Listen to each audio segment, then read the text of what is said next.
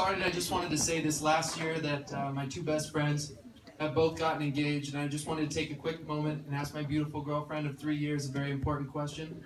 Kaylee, we've been through so much together, the best of times and the worst, and I'd like to know, can we wait a few more years? If you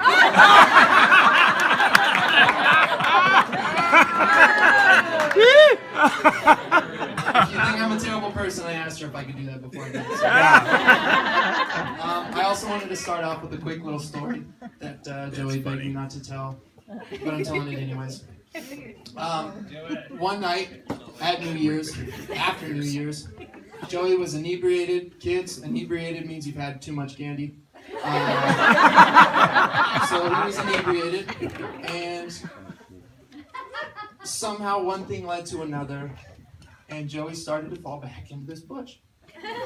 Well, being his best friend, I was right by his side, and I too went into the bush because he grabbed my jacket and pulled me into the bush. So I stand up and dust myself off, and I pull Joey out of the bush, and the next thing I know, I just get the hardest slap across the face.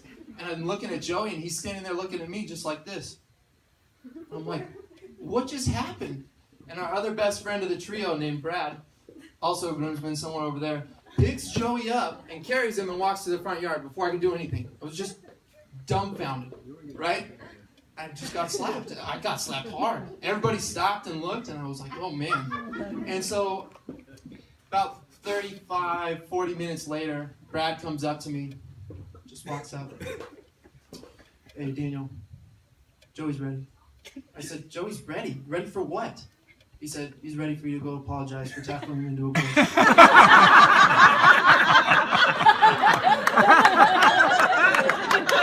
Believe it or not, I went over there and I apologized. I said, I'm sorry for tackling you into a bush. Let's go over a couple things here. I've never drank in my entire life. I'm your best friend and I love you. Do you really think I tackled you into a bush? And he goes, no. Now, if you know Joey, then you know that this is not who he is at all. This is what makes this story hilarious. He's the sweetest, most genuine, thoughtful man, and this was extremely out of character for him. As a matter of fact, a few years ago, I barely knew this guy. Isn't it strange how we kind of fumble through life? Everybody has a plan of what their life can look like and where they want to go, but it seems like life is constantly throwing curveballs and causing us to continually adapt. These unforeseen circumstances usually seem to find a way to change lives in a positive manner. For me, that was swimming. I didn't start swimming until my junior year of high school, which is when I first met the one they call Joey. I remember the first time we ever talked was on the way home from an RHS golf tournament. The whole day, I had seen this guy playing golf while I drove the beverage cart. I thought, this guy has it all. Amazing swimmer, super handsome, great at golf, ladies man, new truck, and he won the golf ball drop. He gave me a ride home, and I barely talked, which is really rare for me, by the way, because I was so intimidated by this young man who had every quality that I wanted.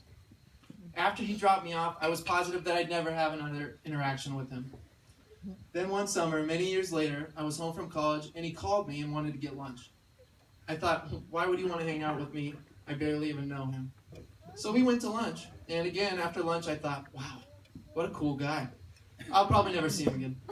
After I returned home from college, I decided to continue to pursue my goal of making it to the U.S. Olympic trials. I swam with the team, and the group slowly dwindled down until finally there was two of us, me and Joey. We complemented each other so well when it came to swimming. I was reserved and methodical, and Joey just went as fast as he could for as long as he could. We had early morning practices, late night practices, gym sessions, dry land, traveled for training, traveled to swim meets, shared beds in hotel rooms, and we even started a club swim team together. When we weren't swimming, Joey taught me how to hunt, how to golf, how to shoot, and many other manly activities. The more I got to know him, the more I noticed how unbelievably lucky he is.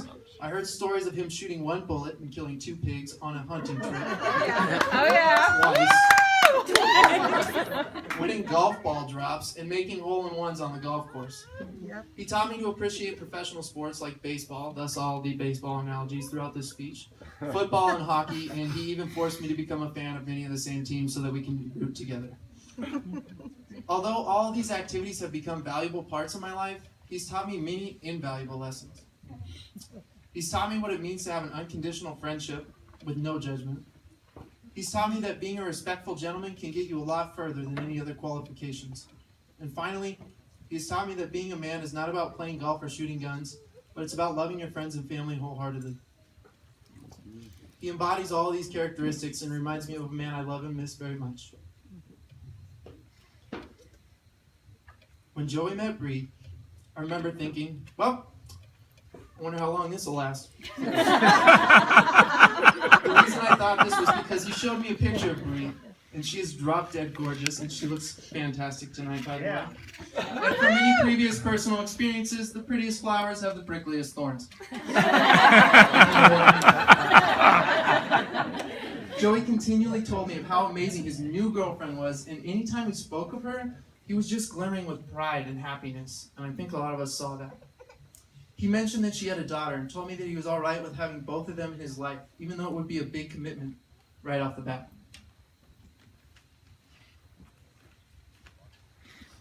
I met Bree, and she was absolutely stunning and sweet, and it was very apparent that she had her hands full with Briley. Then later that day, I saw Joey interact with Briley. His eyes lit up, and you could see the mutual appreciation between Joey and this beautiful little girl. He was so genuinely happy, and Briley's eyes would sparkle every time she looked at him. I know that Bree nor Joey went looking for a relationship where each of them had a kid. Bree with Briley and Joey with me.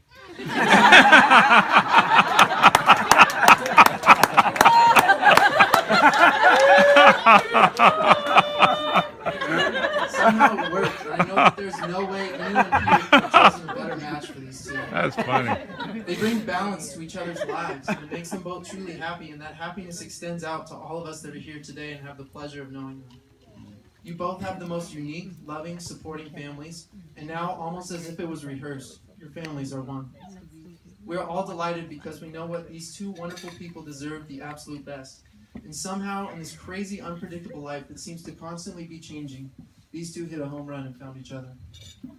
A great man once said, "The most wonderful of all things in life, I believe, is the discovery of another human being with whom one's relationship has a glowing depth, beauty and joy as the years increase. The inner progressiveness of love between two human beings is the most marvelous thing. It cannot be found by looking for it or by passionately wishing for it. It is sort of a divine accident. I love you both, and I'll be by your side every step of the way on your journey through life." Thank you.